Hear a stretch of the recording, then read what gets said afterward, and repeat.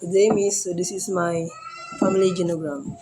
In this side is for my mother child side, and this is for my father side. So this is my grandfather and my grandmother. So this is my tita, tito, and my tita. My tita is have a husband and they have a one son, and this is my cousin. My cousin is have a one child. So for my father side is this is my grandfather and my grandmother. This is my tita, tito, and my tita, and my father. So my tita is have is two two the two two child, and my tito have a four child. For my mother and father, this is my sister, this is me, this is my brother and my brother.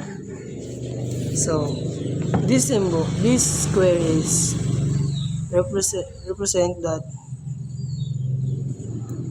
for a boy, and this circle is represent for a girl, and this color green is represent that he or she he or she is have a healthy body, and this color orange is represent that sh- he or she is have a unhealthy body, and this solid line is represent that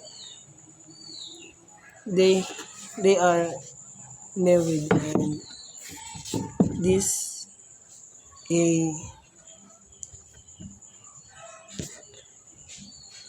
and this touch line is represent that they is live in, and this cross symbol is represent that he or she is he or she is dead, and this this slanting symbol is represent that he or she is have a disabled body, and this this cross this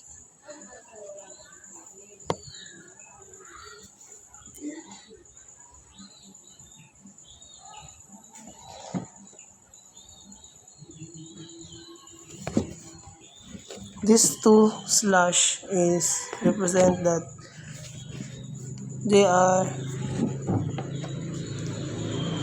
divorced.